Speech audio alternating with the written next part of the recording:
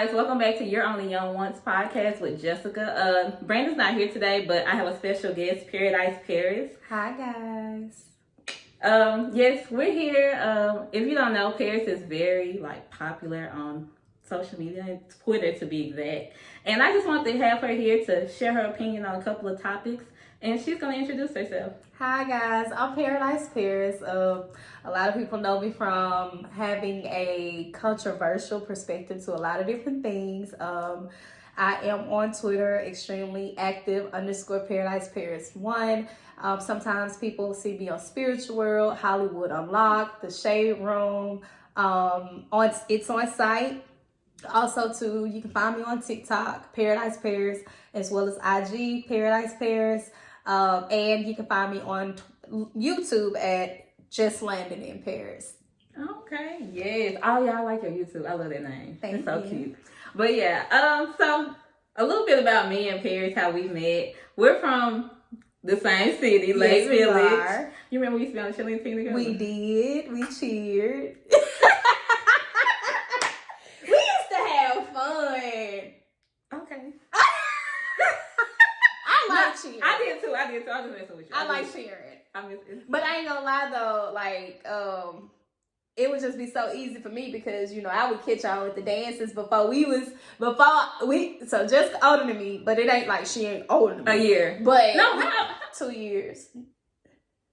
I think it's 2. You graduated 9? 10. 10? 2 years. Okay. So when we would have tryouts and stuff like that, we knew we was gonna make it. But before I got on the high school squad, I would be able to help with the high school squad because I was just getting them 8 counts, girl. I used to get them 8 counts, so I'm uncoordinated. It used to take me 3 months to get, but once I had it, I had it. So I loved it. I It was did so too. I did fun. too. That was a good experience. It was. Especially when we went to Mississippi State. Oh. That was so fun. I wish we would have did cheer camp more than once. We only went once. We only went once. That was fun. That was so fun. Even though we was waking up at 4 o'clock in the morning. It taught you teamwork though. It did. Because I know at the beginning we were into it, and then towards the end, I feel like we weren't working together. When we was on that bus, that shit was fucking terrible. Oh, wow. It's okay. I mean, it's okay. But she went off on us. Miss Tony went off on us because Good. everybody I forgot my socks. Some people had forgot their ribbon. And that's one thing I loved about Miss Tony. Coordination, she wasn't playing that. All the girls looked like she wasn't discriminating. It didn't matter. I love that. That definitely, teamwork. If you didn't get along, guess who was your stunt partner? The person you didn't get along with. So, yeah, that's definitely, oh my gosh. I haven't thought about that in years. We used to really just keep stuff under wraps. Don't let no teacher come and tell her that her girls got into it or, God. See, I was a good student, so I ain't know about it. Yeah, but I used to mind my business. Yeah, and then it was just you and Danielle, you, Danielle, and Nakia. Yeah. Nakia was one of my favorite stunt people. She was. Yep. I learned a lot of cheers from Kia. Yeah. Nakia cool. Did you get? I'm about to go off on social. She just got married. It was so pretty. I told her congratulations, but it was a general consensus. It wasn't I got an invite or nothing like that. But no, not in the bad way. Shout out to because I love Black Love. I love Black Love, but growing older, people grow in different directions and stuff like that. Because you've been out here for years, a few years.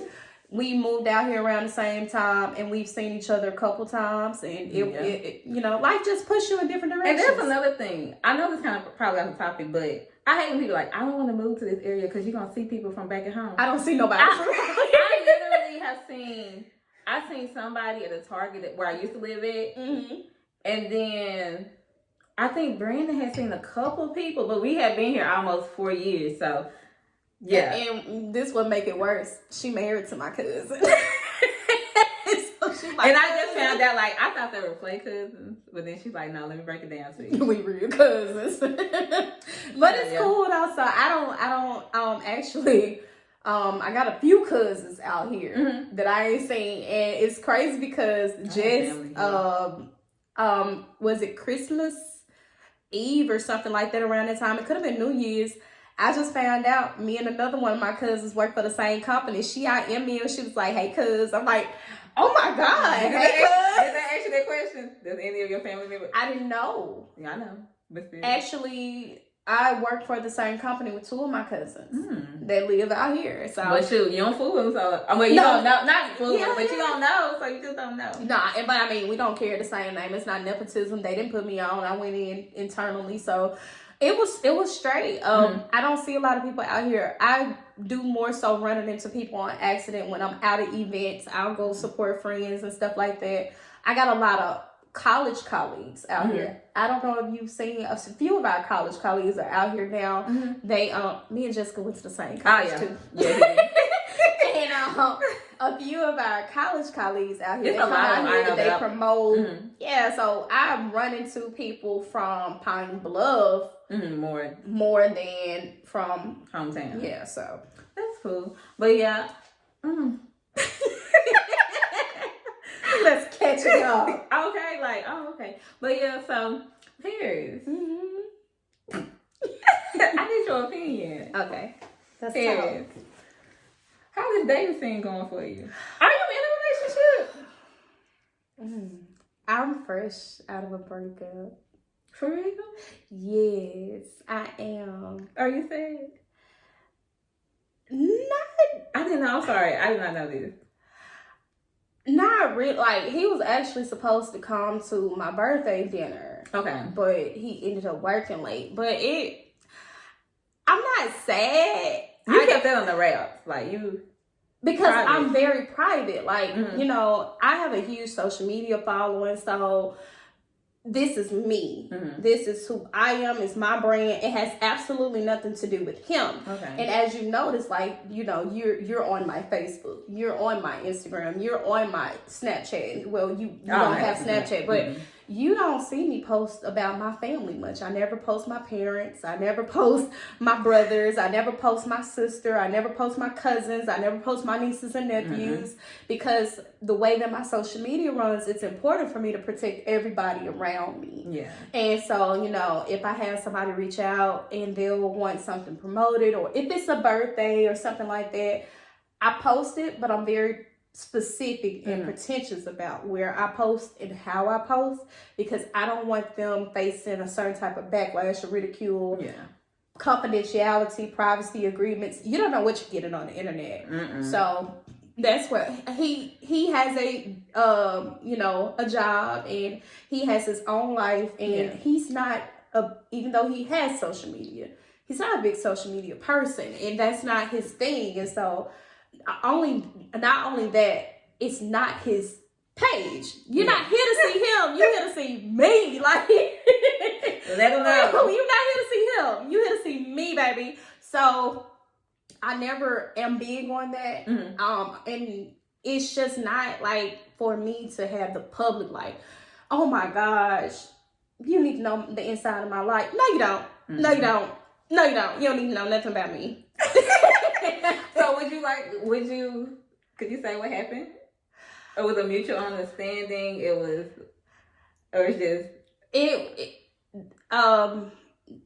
To be fair, you know, like, that is something that I choose to not disclose. Okay.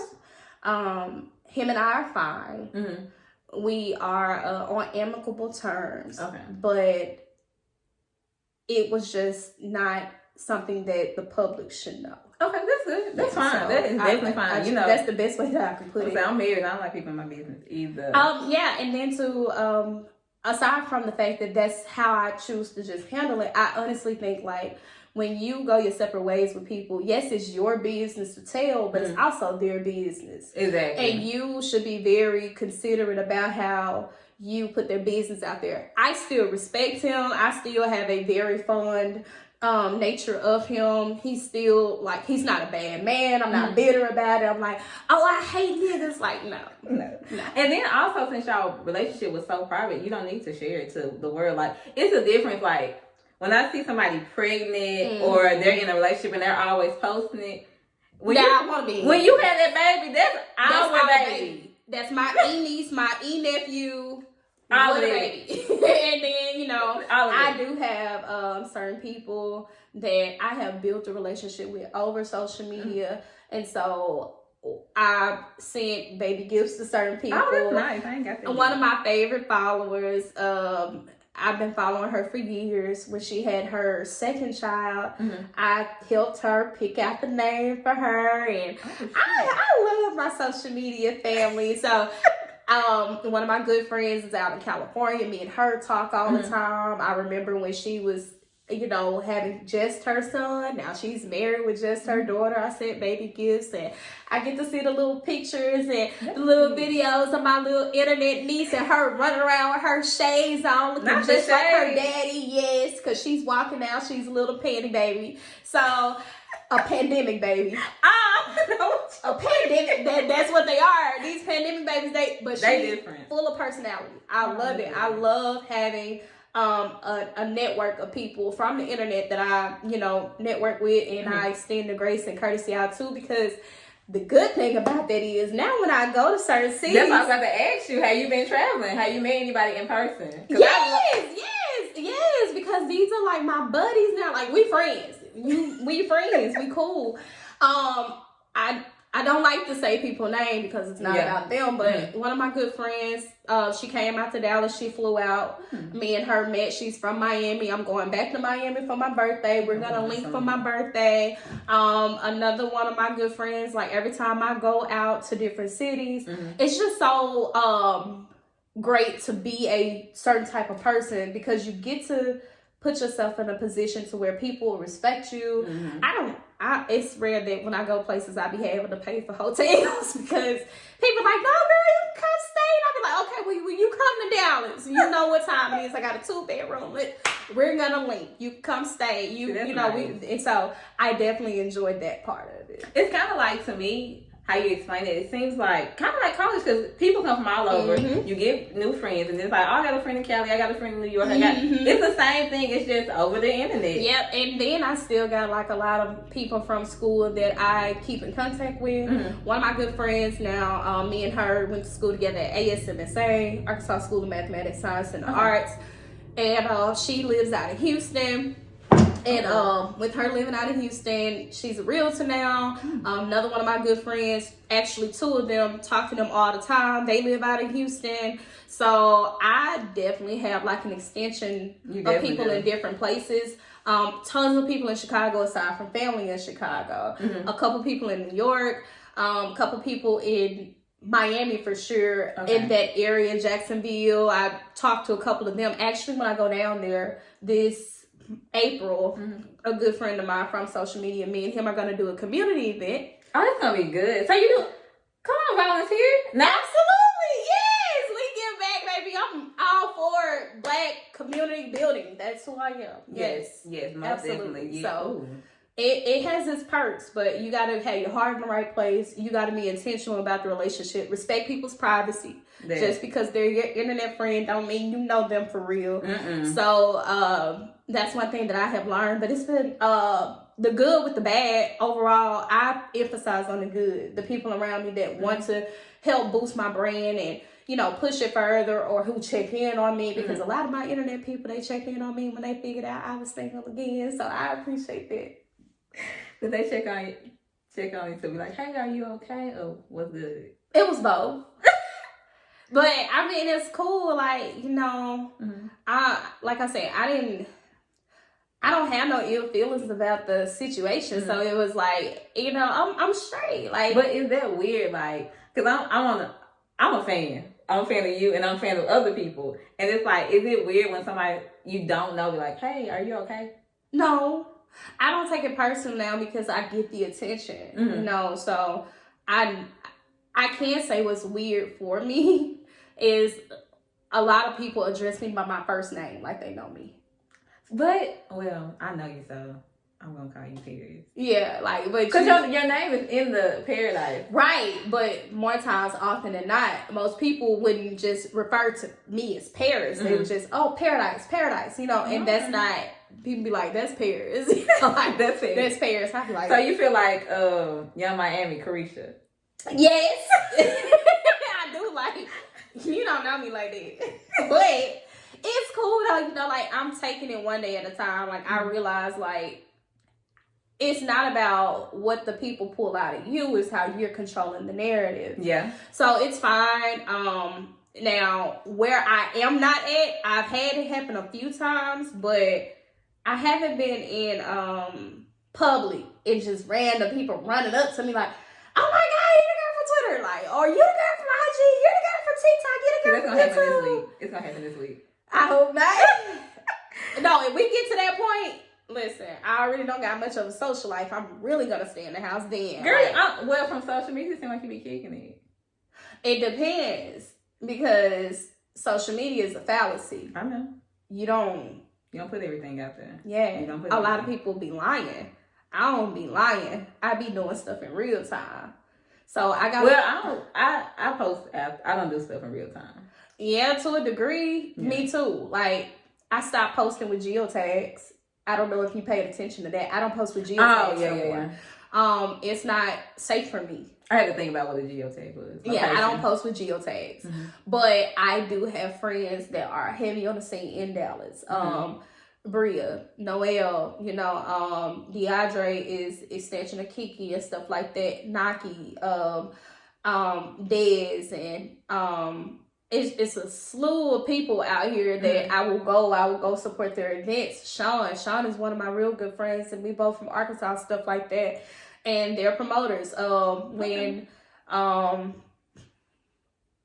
lot of them come out here and stuff like that, or they already have their area, what they do, set up and stuff like that, I extend myself because I want you to feel like I'm supporting you. I want to be, you know, involved in what you're doing in the same way that you back me, whether it's sharing a post or showing up to an event. I'm sorry, when you said share a post, it's like people act like it's so hard to just click, share, click, share. It's not. It's not, but I mean, everybody's not gonna be into everything that you're into, so that's true. But I also look at it from a different perspective. Like, okay, am I sharing a post to help you gain exposure, or is this promo? Because I don't do free work. If it's promo, if it's a brand, if it's a product, so you're at that point. Yeah, I actually do got something lined up. I haven't. I mean, it's in the works. Exclusive. It is. Little drop. Okay. I'll just drop it here. I am coming up out with some t-shirts. Okay. And I'll leave it there. Okay. I ain't gonna tell you what they say. Little copyright situation. Got a little paperwork behind you, girl. But yes. Okay, come on, paperwork. Yes, I do have an LLC. Have that business together. I love business. I have an LLC. And shout out to my aunt Karen, which is actually Brandon's aunt, because she is a professional tax advisor, and baby, that's who do my business taxes. Yes. Shout out to Karen. Shout out. What's up? Want to shout out her business? The tax lady, the official tax lady. You can actually go find her on YouTube. Your tax lady. Okay. She's running specials now, and actually, you can go find her on TikTok, not YouTube, TikTok. Your favorite tax lady. I look like that because I'm like, I ain't got no TikTok. I'm just out the loop. And she's big on TikTok. She does a lot of lives. She give a lot of free information. She actually now is running a thing where she's helping people get small business grants for like $50,000. Oh, that's good. That's real good. I'll be sure to link Grants, below. not a loan. Grants. You don't have to pay that back. A grant of up to $50,000. So your favorite tax lady, TikTok. Go find her on TikTok. Okay. So since you said you went viral for a lot of your things, what was your first moment going viral? How was it? Were you on the Shade Room? Yes. Okay. I was on everything. I was on World Star. Not World Star. Yes, I was. I was everywhere. Like everywhere. People was tagging me left and right. Oh, I think I know what it was. Can I say what I think it is? What? Was it the Instagram No. thing? Oh, never mind. Nope, it wasn't. Okay. And that's so crazy because everybody be thinking like, that's her first time going viral. No, baby, that's your first everybody time was finding me. Everybody was talking about it because I can't say that was my surreal viral moment because everybody knew. Everybody. I ended up on Google and Yahoo. I'm on Google. I'm on Yahoo. I was actually in Yahoo. My mom News. was asking me about it. I was like, girl, how you know about I was this? all over Facebook, left and right. I was like, everywhere, left and right. It was crazy. I was on a lot of media sites. I was like, oh, that's just Paris. She just doing her thing. Yeah, it was, but it's on my YouTube. If you want to know the story about it, we're not gonna recap it here. Mm-hmm. If you want to know the story, go follow me on YouTube. Subscribe, like, comment. Just landed in Paris. But my first surreal viral moment was a text message, and it was a guy. He DM'd me on Instagram. He was actually in jail. He was in jail. How did it work? Okay, keep on. I may have it in my phone. I don't remember. But long story short, he decided that he wanted to inbox me like on some. He was trying to get to know me and stuff like that. They love getting to know people when they locked up. But here's the kicker: I was a correction officer at the time. Are you serious? Yes. I was a correction officer. I did not know that about you. I didn't know that. Well, you know, I keep my life real private. Yeah. But I was a correction officer at the time. So the way that I was responding back to him, a lot of the people were like, she's acting like a bitch. She's being so rude to him. She's being so, like, I'm real cut and dry. I'm a very blunt person anyway. So reading it looked like I wasn't interested. It looked like I was, that's how it was. And then he turned around and he was like, yeah, I'd like to get to know you, but at the moment I'm locked up. And the way he said it, it was like he was, you know, finna come home to get Like off work or something. Like he was finna get off work or something. Yeah, so phone went crazy. Like I said, it went bananas. And it was a surreal moment because that was the first time like I realized like you got to deal with people who see things from your perspective, and you got to deal with people who don't. Yeah. And ever since then, it's just been constant. Like 2 weeks after that, I went viral again about Tyga and Kylie Jenner. What did you say about him? He put out his song Macarena, and he was like doing the mask, and it was, I think it was off of, it could be Say Cheese. Or it was another media outlet. I just quoted the tweet and I was like, you know, ever since him and Kylie Jenner separated, you've heard nothing about his financial status. You've heard nothing about him negative in the media. And it just went from there. I've been on TMZ a couple times too. So how was that? I seen you on there. Like how did they just pick you? You have to sign the application. Yeah, they picked me. Oh, that's what's up. Yeah, they DM me. Oh, okay. Did you feel like it was real? And you're like, hold on, who was it? Oh, I would have checked him out because I wasn't gonna. Yeah, I was like, no, somebody pulling my leg. But no, I've been on TMZ like 3 or 4 times. I actually got their contact information. Okay, I just rode the bus in LA and that was it. I'm just basic, but no, it's pretty cool though. You know, shout out to TMZ. You know, the filming is live. It's a real thing, and it's pretty dope. You know, I won't go into too many specifics, but it's a pretty dope experience, and I appreciate it because any type of positive exposure, I'm all about that. Now, I can say I got that phone call from home, and they was like, "Why you telling people you from Dallas? You not from Dallas?" Because you don't want people to know where you at, where you from. I don't even live in Dallas. But every time I talk about, I don't even live in Dallas. I'm like, look at me. I'm like, no, you don't. I don't live in Dallas, and I'll be like, I'm from Dallas. But I was like, I had to explain to them. I was like, it was my auntie. My auntie called my mama. Yeah, tell that girl she ain't had no business lying to them people. And I'm like, I didn't lie. They told me to list my name, my age, and my location. I'm not there. So that part. Yeah, I'm not there. That's the thing people won't understand. That's something you have to learn. You know, you have to deal with family not knowing. Yes, you have to deal with family not knowing. Now, I can say, overall, my family has been extremely supportive. For real? More than what I knew. Because I feel like my mom would be like, girl, what did you just say? Yeah, like, I was like, oh my gosh. But I think, too, because my family knows my personality. They know how I am. They kind of like, overlook me. Whatever, that's fair. The most surreal thing here lately was back in December, the kids found out.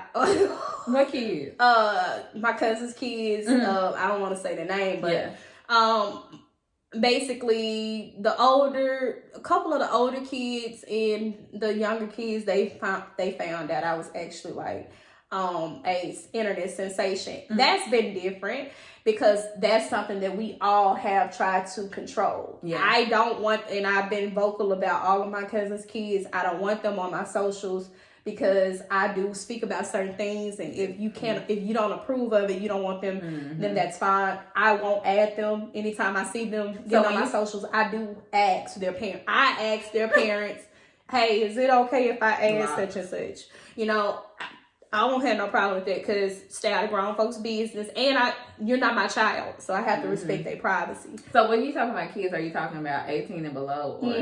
Okay.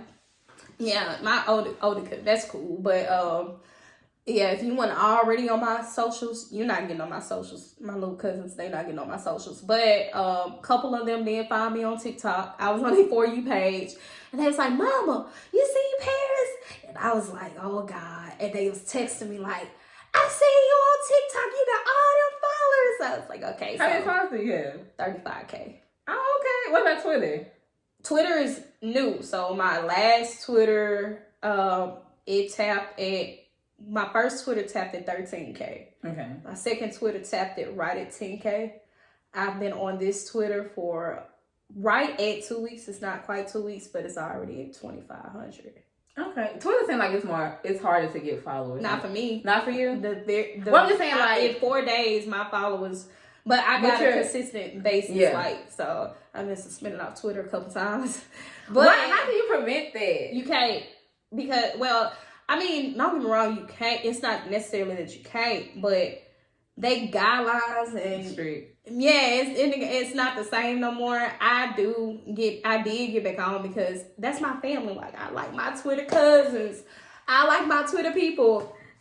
And I can say what I want to say to a degree, but Twitter privacy guidelines and stuff like that, they got real restricted. A lot of my heavy mutuals who got like mass followers, a lot, like one of my mutuals out of Houston, she had 75K. They snatched her shit.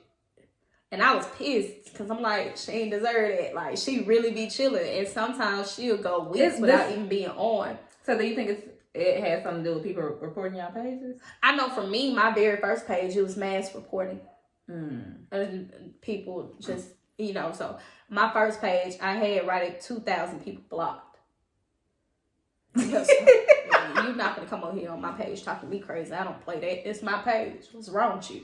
So if they can get in, they make, other pages and stuff like that. If they can get in, if they don't like what you say, you're talking to somebody else or whatever the case may be, we got our little tricks and crannies and stuff like that we go around. But you play too much on Twitter, they will get you out of there. I know my last page, it was unintentional on my being. I just had the word bite, but Twitter snatched it. Bite? It was Twitter. Bite. Like B-I-T? Bite. Twitter snatched it. It wasn't nobody reporting me. It was Twitter. It was like, no, you can't do that. And Twitter snatched the whole page. Crazy thing that happened was one of my other mutuals, she did the same thing. Same word. Bite.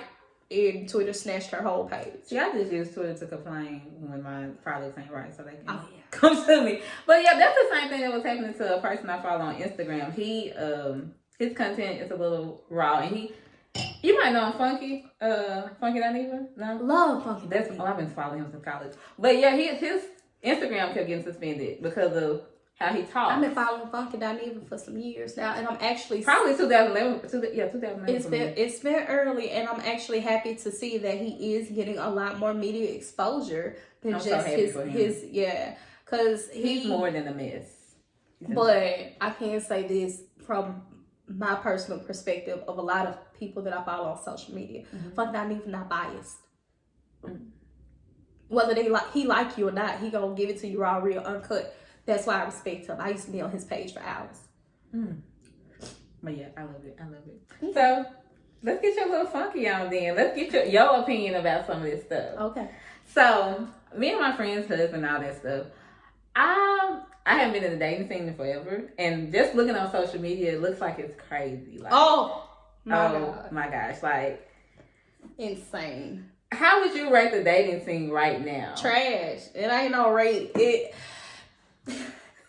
I want to give you a Z. It was so bad. I want to give you a 0, but since I can't, I'm gonna give you a 1. Tyra Banks. Man, it's hard now because everybody got an individualistic mindset, right? Like, it's what can you do for me? What can you do for me? What can you do for me? But okay, I understand in a relationship that we're gonna do something for each other, but at the same time, if I'm a freshman, I'm just using an example. If I'm a freshman in college, you a freshman in college, how can I buy you a Birkin? Like, that's what I get. I know that's not the exact scenario, but that's what I get. That's what's going on. Because I know for me, in my relationship, we didn't start off buku like where we at now. People have unrealistic expectations, but then, to a degree too, me and you saying marriage. Me and you saying stable relationship. To a degree. Because I'm trying to think. I'm like, to a degree, because even if it wasn't like, well, for me it was directly in the household. It was a household for you. But everybody else around us, like, the way we grew up in church and stuff like that, we watched what divorce does firsthand. Yeah. We've seen it. It's been in my house, so I know. Yeah, we've seen what divorce does firsthand. Not only that, from other people around us. It's like when we had a certain predominant couple in our community that split up. It shocked everybody. It affected everybody. Nobody expected it, especially when they extended their love and compassion out to kids in the community. So me and you saw what the power of a 2 people building was. Like, it was nothing for us to go places and, our parents are being introduced and immediately they're asking about the other parent because they're your shadow and stuff like that. So I don't see relationships like other people. Okay, so yeah, that makes sense.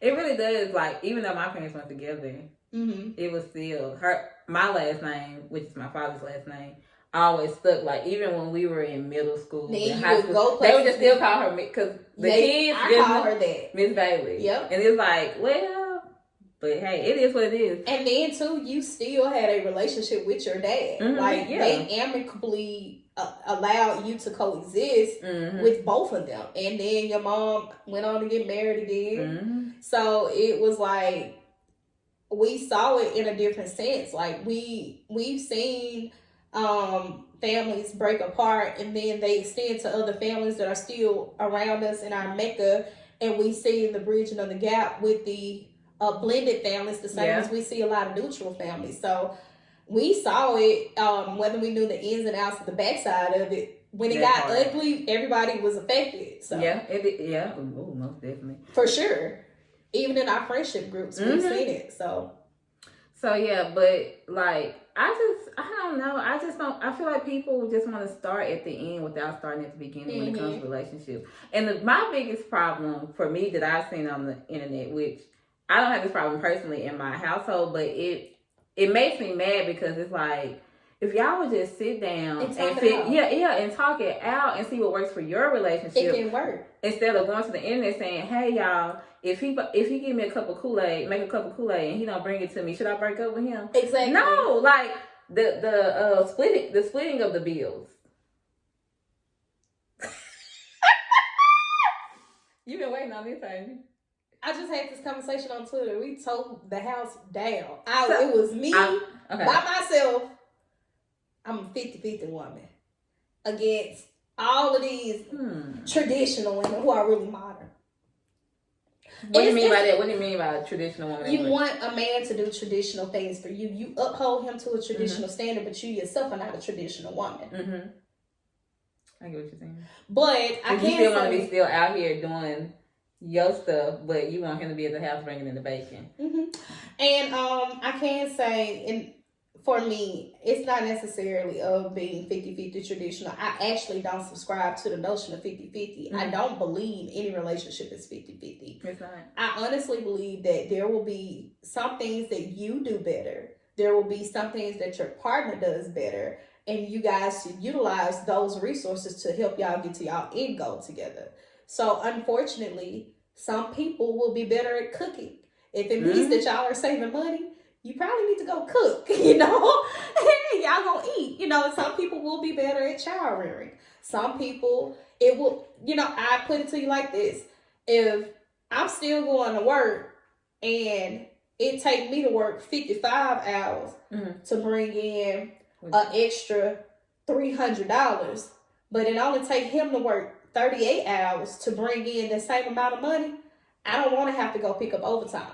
Ooh, you said something right there. Do what's best for you in your relationship. Utilize each other as the resource. That's where you use a person. You don't use them to say, well, I got all of this over here, you need to come and add to it. That's not how that works. It's not. And I've been through that. Like, for me, when we were back at home, my husband was bringing in, well, we were just dating then, but he was bringing in the bacon. Like, he's always been a hard worker. Yeah, a hard worker. And he pulled me over one time and told me my tags was expired on the highway. I was like, what did he say when he got up there?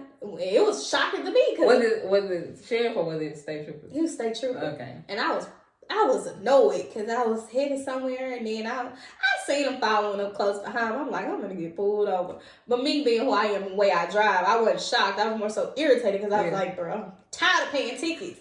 So, and you know, Arkansas, they say troopers in certain areas, you gonna get a ticket. So, he pulled up behind me. He threw them lights on, and I'm already getting the driver's license registration out. I see him coming up behind me. I didn't know who he was. You seen it? Was it night or day? It was day. I didn't know who he was at the time, but I had 10 on my windows like normal because I had it's not important what type of car I had, but it was tinted. I had like 5% tint. So I rolled down the windows and I was like, oh, this is my cousin.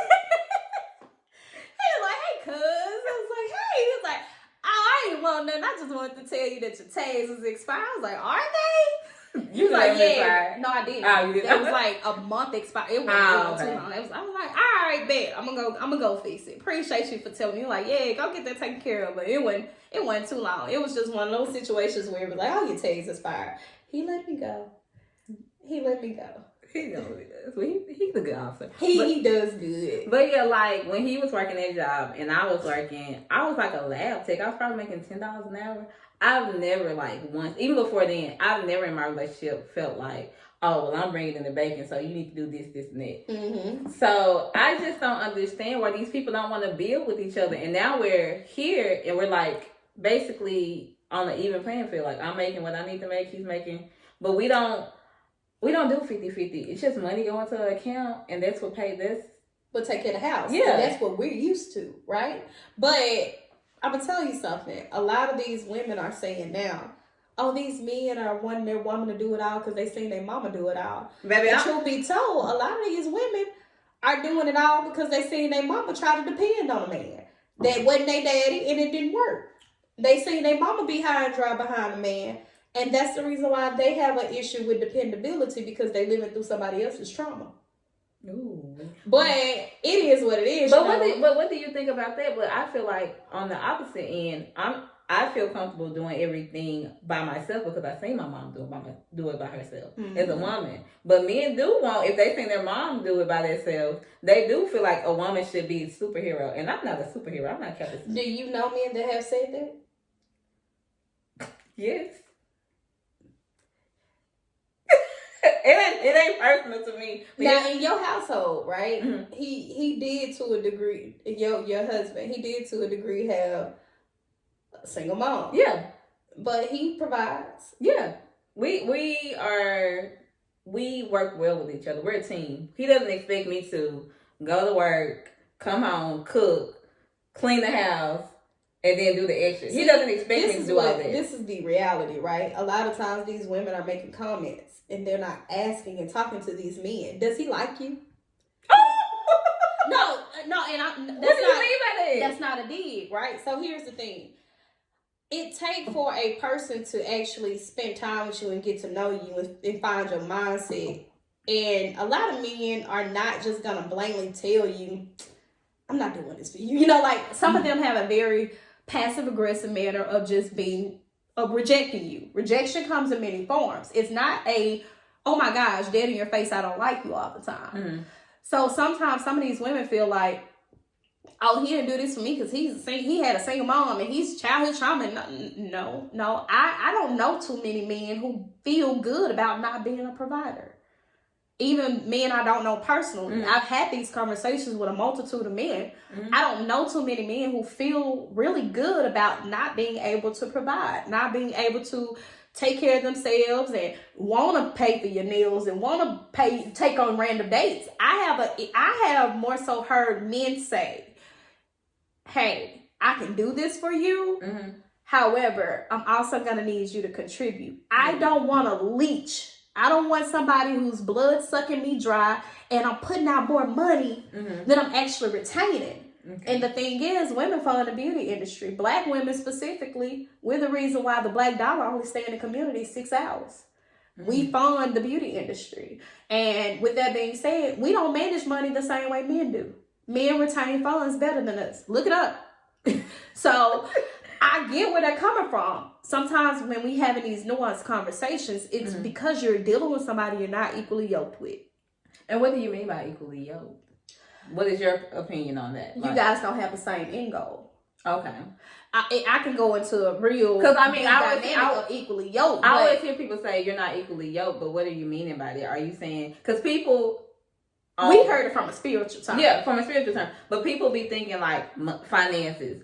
That's all they talk about. That's all they talk about, but it's way more that go into a relationship. Because if me and my husband go broke today, I have to actually, I like him in real life, but I actually have to like him. Like that's what I was going to say. I can't depend on finances. That's what. Because things can come and go. That's what was different from my, previous relationship. Mm-hmm. I remember we were laying in bed one day, and I was saying something, and he was like, that's why I don't mind having you around, because I like you. And I've never really heard a man tell me that has been dealing with me long term.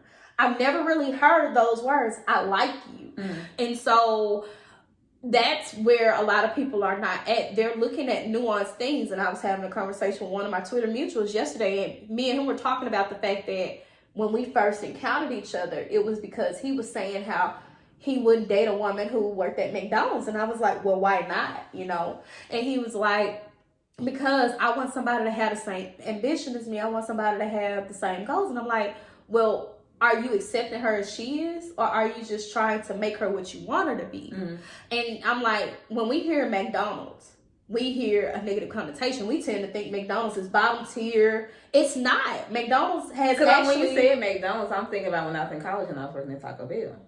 Or when I worked at churches that summer between freshman and sophomore year of college. But when we went to McDonald's, at our hometown McDonald's, there were 2 women there. One light skin, one dark skin. I don't know if you remember one of your classmates. Her mom worked at McDonald's. She was a manager. She made good money. And so we got this negative connotation about McDonald's. It's like the poster child for not a good enough job. But my thing is, when you're first dating someone, you're first meeting someone, if where they're at in their career is good enough for them, they're sustaining a household, they're driving a vehicle, they're managing their money well, they are doing something, who are you to tell them before you actually get involved with them that their job is not good enough for you? You're not. Because, I mean, that doesn't define, a job does not define the person. Like, Absolutely. That's just a moment in time, maybe. And who are you once again, you just randomly meet somebody. This is before the date, you talking, trying to get to know them. What does that say about you as a person for you to try to undermine them and say you don't know their goals? They haven't told you their goals. So you don't know if this is a one-stop shop. And then we get too caught up in the uncontrollable variables versus the controllable variables. A job is something I can control. Now, it's one thing to have me at a job and you see that I'm not really trying to leave the job. It's another thing to have me at a job and I'm telling you, yeah, this is what I'm doing to get to where I'm at, where I'm trying to go in. Or I do like my job. I'm just trying to work up to another level. We don't have these questions in conversation. Most times people are judging people straight off the gate and saying, I can't date you because you work at as a clerk at AutoZone. That has nothing to do with you. If I can afford to take you on a date, if I'm managing my household, are you trying to get to know me or are you trying to get to know my wallet? A lot of people are trying to get to know people's wallets. I know. Because, like, when I'm talking to my friends that are single, that's what I feel like. I feel it's more like, what can he do for me? Or even a man, what can she do for me? And it's like, why are we looking for what a person can do for you? What can you do for yourself? You treat people like they're tangible. People are not tangible. People are resourceful. And I think the worst thing that we ever got to do in the Black community was be psychologically embedded that we don't need people. That's the worst thing that we did. When people start saying, oh, I don't need no friend. I don't need nobody. I don't need no man. Yes, you do. It takes community in all things. You do need people. That's a very bad mentality to have. You may not, of us have it. You may not need them in a traditional sense as far as like marriage. Everybody don't want to get married. You can have a partner, but you don't necessarily have to get married. But like you said, everybody needs somebody. Or let's just take relationship and intimacy out. I need a friend. Yeah. I need my family. I may not get along with them all the time. I might not talk to them every day. But I need them because guess what? Something's going to come up where, oh, this person works in this field. Thank God I got an aunt who is a beautician. I got an aunt who is a administrative assistant, a doctor's administrative assistant. When I need paperwork done, my insurance and stuff like that, I call her. My best friend is a nurse. So before I go make a medical bill, I'm sitting there running down symptoms. Hey, you think I should go to the doctor? And this is where I say we need people. My mom is a seamstress. So, a lot of times when I'm at events and stuff like that, like when we cheered, we all had the identical stuff. I had my name on my bloomers. Yeah. So in areas like that, like, that's what I mean. Like, we need people. You utilizing your resources and not just for what they can do for you, also for the knowledge that they have, A lot of the women that I grew up around and a lot of the women in my close friend circle now are either in relationships or married. So they have helped me walk through different dynamics of relationships perspectives. Yeah. And, like I said, taking men out the equation, or the fact that with my ex, I had a situation with my car keys and I was gonna just run it to the dealership and run up a bill. He was like, no, go to the parts store. I was like, oh, okay.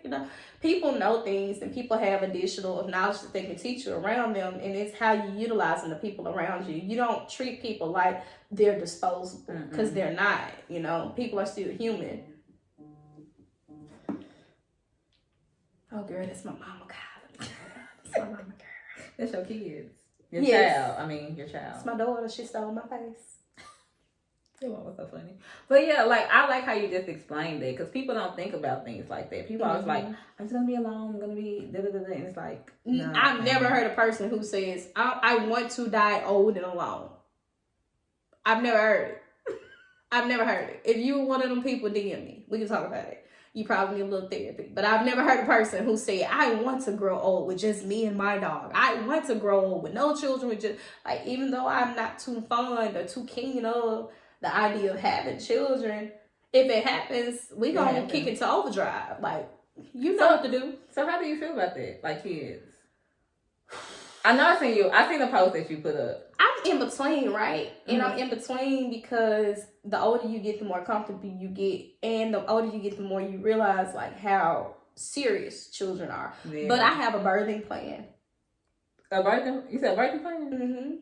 Let's talk about it. Okay, so I have it set, like, the type of way that I want things to go. Like, top to bottom, as far as I do want a natural birth. I want to have a doula. Okay.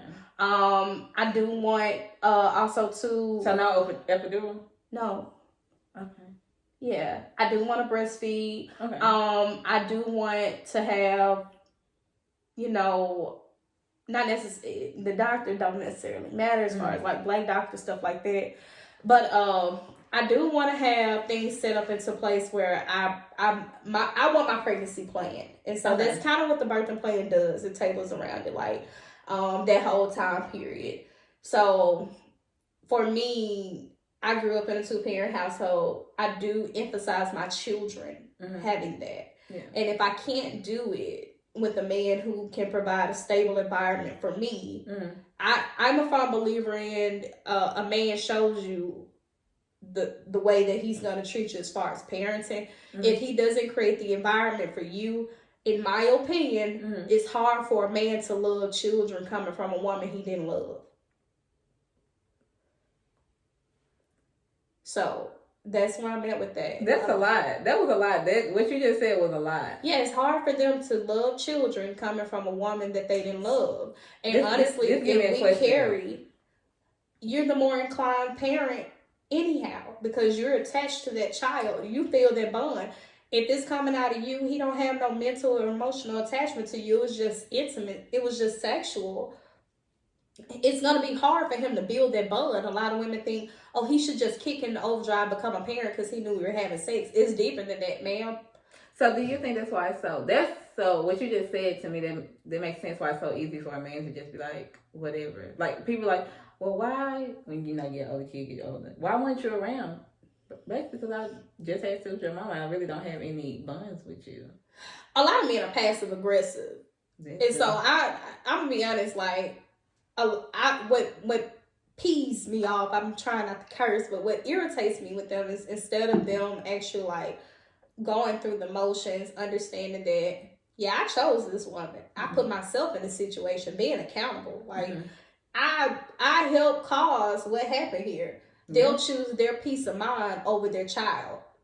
And it bothers me because it's like, she don't get that option, you know, and you made it to where she didn't get that option. But on the other end, I have an issue with women feeling like it's necessary for a parent to have to fight for their child. Oh, he should have to fight harder. Why is he having to fight for his child? What is wrong with you? You made it with him. It's not your baby by yourself. That child has two parents. But what I'm finding is a lot of times these men are okay with letting the women have their narrative.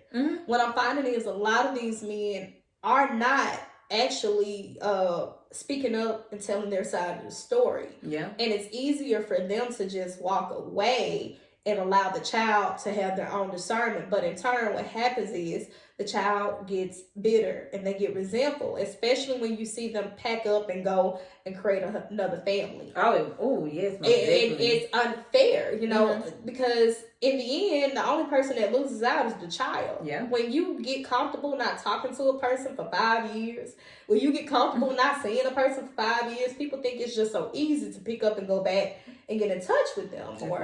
And then too, we're finding a lot of women are stipulating how these children can be raised. Like, if I'm the parent too, how you gonna tell me how to rear?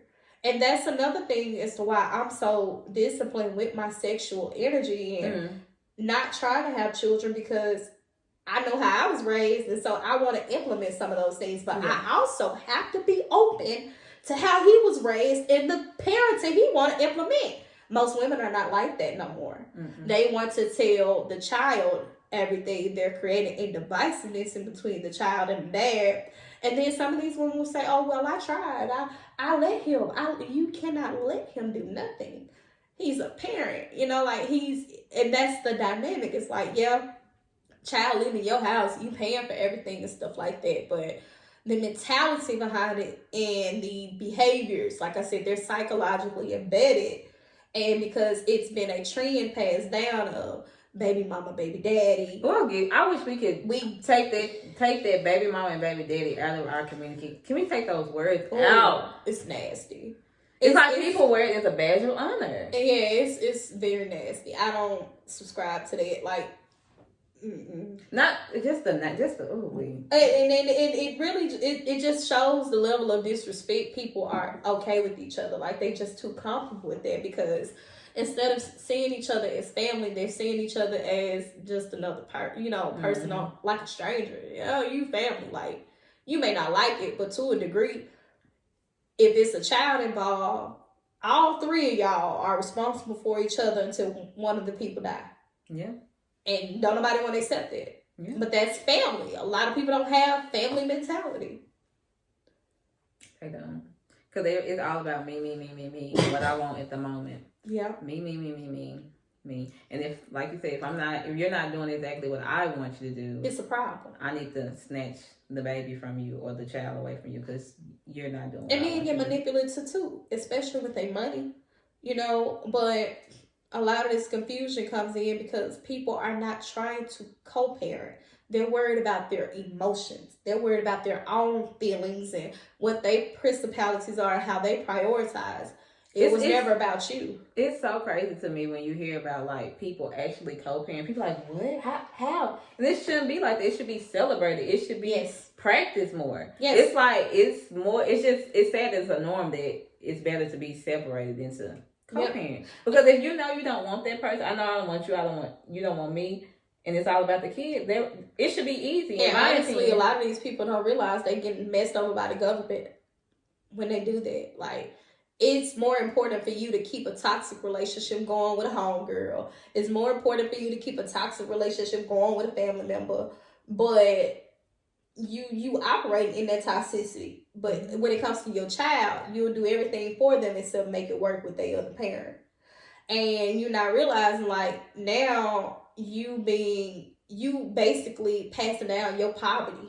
A lot of these children are born at the hands of their parents' own financial, debt, and it's messed up. Then having all your resources in one house saves you more money. And everybody has this way that they're doing things differently. Who's to say that a child being able to go to bed with both parents? Nobody said y'all gotta go sleep in the same room together. Get it done. Nobody said that y'all have to sleep together. You can buy a 2-story house. You can buy a townhouse. You on one side, me on another. But our children or our child is waking up to both of us.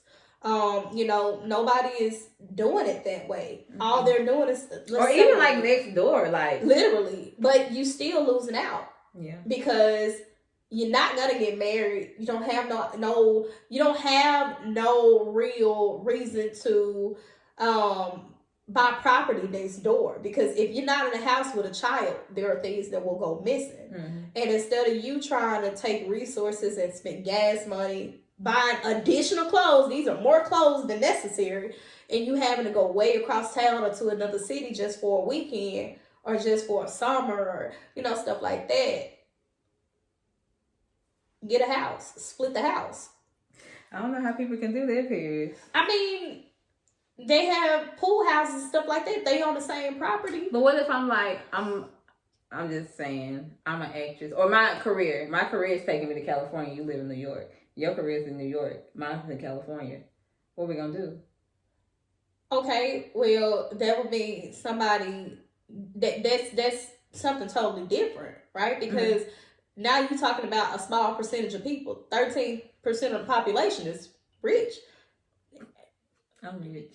Now these are people that don't mesh up with the average everyday lifestyle of a person. Okay. That's unrealistic. But what if like it was a one night stand? I live in Florida. This person lives. Now you're sexually irresponsible. Now you're stupid. What do you want me to say? Like, I'm just asking scenarios. I want different. These situations happen, but you're stupid because you sat here, you done made a conscious decision to have irresponsible sex with a person you don't know, and these situations happen. They happen all the time, but most of the time that's not the case. Most of the time, these children are being born into a situation of a sneaky link of a situationship. We've been knowing each other, or it's been an on and off toxic relationship. We've been dealing with each other. Those are instances that happen, but we're not gonna act like they're common. Like they not that common. But for the every average day Joe, like, I find people saying I can do my relationship how I want it, but you're not doing family how you want it. And that's what, like, you losing, because now you got child support in the play, a custody agreement. The court is telling you how you can deal with your relationship with your child. And then that's not factored into unforeseen circumstances, family emergencies. That don't factor. Then on top of that, you living on one side of town, them living on the other. Y'all paying rent in 2 different places. Money short. You paying 2 different car notes. You paying 2 different insurance. You paying 2 different phone bills. You buy multiple clothes. That's a lot of money. It is.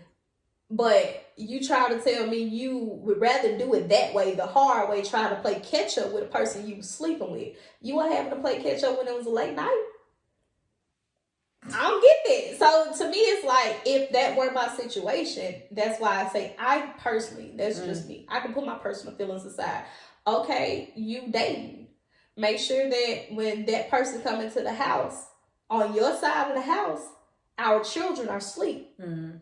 It's cool, because you still have to have a life. Nobody said that you couldn't date. Nobody said that you could, or, it's a family dynamic. Like, they don't have a problem with, there are different family dynamics that are happening now. Like, we're seeing the LGBTQ. Mm-hmm. You're seeing lesbians have a family unit. You're seeing gay men have a family unit. You're seeing, I actually have a friend where he's a gay man, but he has a baby with a gay woman. Okay. And they're co-parenting. And so it's like, for these straight parents, yeah, you still dating and stuff like that. But my main thing is, it's like, you're not utilizing your resources. You being outsmarted. And you also creating a rocky foundation for your child. You're not showing them what it looks like for their parents to work together. You just going on with your life like it's about you. You're not the main character no more. Ooh, wee. That part. And that's for men and women. You are not the main character when you have a child. It's what's in the best interest of the child. So if that means, hey, we need to get a 4-bedroom house, and we need to have living quarters downstairs and living quarter upstairs, mm-hmm. or we need to have a section of the house. I've seen this couple on TikTok. They're blended. They're like in New York or something. Mm-hmm. Blended family. So you need a blended family, a house in New York together. They're married though. And guess what? The wife has they have like 8 kids together. The wife has her children on one side. All of them in the room, comfortable together. The kitchen, dining, everything. The husband has his children on one side, because they want to raise their children differently. They don't have children together. But everybody is in one house. I feel some type of way about that, just because it works for them, though. It works for them. And that's what I'm saying. Like, everybody's saying that they got to do relationships a certain way. I tell women all the time, don't let a man keep you around 5 or 6 years without talking marriage or going into it, because you lost out. Mm-hmm. Relationships are beneficial for men. Marriage is beneficial for women. And when you sit there and you put all that time into it, and you're like, man, we broke up. One day it was over. Mm-hmm. He stopped being a part of my everyday life. Okay, well, now you got to go back to the drawing board, and you got to start from scratch. You got to find another man that feels like it's worth putting energy into you, mm-hmm. and the desirability goes down as women as we get older, unfortunately. Yeah. So when you put into perspective of that, like, in that 5 years, if he was to get in an accident and die, you're not his wife. His family get to choose what's happening with mm-hmm. all them belongings. You to sit in that house with, you to pay all them bills, you to contribute. That's not your place. Yeah. It is messed up. It is. It really is. People don't find the benefit of marriage, or they'll be like, oh, getting out of a marriage is terrible. Okay, great. But what about the fact that you can literally buy a house next to him, or buy another house, stay legally separated, do your taxes together, and still get a tax write-off? If you know you're not together, why are you telling the government you're not together? Like, I don't understand that. It makes no sense to me, because overall, you see a lot of times married couples do get back together. Mm-hmm. So, for him to go and buy an apartment, instead of you running him dry, putting him $60K in debt with a divorce, or, for her to try to get alimony and she having to budget a different way, taking away that second additional income. Mm-hmm. You can do it, but you still want all the benefits of it. Yeah. So I just see it differently, and I think people should learn to just kind of be more adaptive mm-hmm. to it, because everybody like, oh, that's not how it's supposed to look.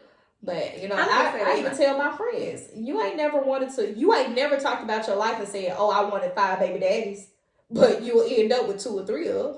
That ain't never what you said. You never said that. So what makes you think? I'm sorry. What makes you think you couldn't get along with an ex that you cool with if they live on one side of a house and another side, and you still splitting bills and sharing? Like, you still making life easier for you. Mm-hmm. 2 incomes is better than 1. It definitely is. Definitely is. Ooh, girl. I did not know this was gonna go there. Well, you know I'm candid. I know. Ooh, wee. Okay. I don't even know what to ask next. Cause that's a lot to unpack, to like digest. I'm not gonna say unpack, digest. Mm-hmm. But that's your opinion. I know I couldn't do it. That's why I don't.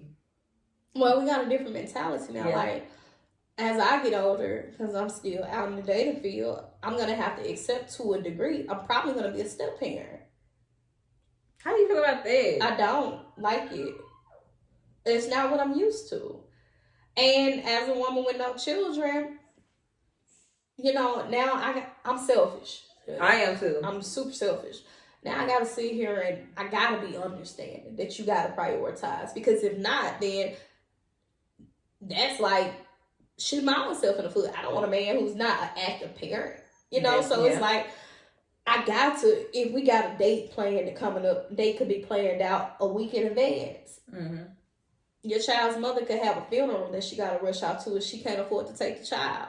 But I think that... And you probably don't want me around your child. Mm. So now, not only am I not going on a date, I can't spend time with you. She probably gone to the funeral for a week, you know, out of town for, I don't know. It's a different dynamic. I have to understand that. I have to be more understanding than I would for a man who has no kids. Yeah. And patient. And it's unfair. Ooh, that's a lot. That's all I can say. That's a lot. Because I don't know. I'm not in that situation. Not saying I could never be in a situation. Like, I'm not oblivious to things can happen, you know. But that's a lot. Because I feel like... It's not your reality right now. No, it's not my reality. But I just feel like if we communicate and we talk about it... Brandon just spoke. He just got home. If we communicate and we talk about it, like you said, he may not want you around his child yet. And then you also have to talk to I feel like, because this is what I grew up with. When my dad married my stepmom, we were around. Like, I still call her my stepmom. Like, they're not even together anymore. Mm-hmm. And I still call her my stepmom. But I know my mom said, all I want you to treat my kids right. And shoot, I don't even know how old I was when I met my stepmom, but I'm 29 now, and we still have a great relationship. Mm-hmm. So I just feel like that comes in with the parents being mature. Well, I think about the step-parenting thing different, too. Mm. And I was actually talking to a good friend of mine last night about it. And I don't feel like it's necessary for me to integrate myself like I'm that child's other parent. Well, I don't feel like my stepmom made me feel like... I wouldn't say she's my mother. You know, like, I don't feel like my mama, that's my mama. But we have a great relationship. That's more of... My mom said this the other day. She was like, I'm glad that you have your stepmother, because I know times you had stuff you probably was going on and you didn't feel comfortable coming to me talking about it. And you probably felt more comfortable talking to her. My stepmom to me was more of like, she was my stepmom. She was an authority figure. Mm-hmm. But it was more like your older sister. Like, she's way older than me, but your older sister type of relationship, if that makes sense. Well, you know... For me, it's like a lot, what I'm finding, and it's not true for everybody. Mm-hmm. A lot of women find themselves being the moderator between the dad and the mom. I'm not going to do that. Mm-hmm. Not only am I not going to be in between you guys trying to co-parent, I'm also not trying to overstep your boundaries as your child's parent. So sometimes what you find is these women, they really don't want anything. They don't want their child's father having anything to do with another woman if it's not at their benefit. They want a babysitter or somebody who increases the things financially, but the guidance and the discipline, they don't want that. So in my opinion, if I were to be a stepmom, I would tell him, whatever come up with your child, figure it out. It's not up to me to integrate myself unless we are married and that child reaps the benefit of my household.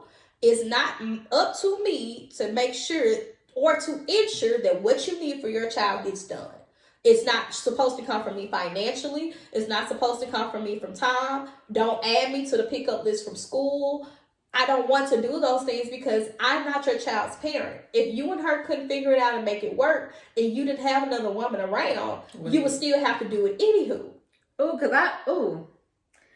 I've heard guys say that, like, I need a woman so that my child can be in my life. I've heard that before. And I'm just like, why do you need a woman so that you can take care of something that you created? I don't understand that. See, that goes back to me. For me, that goes back to you being raised in a single parent household.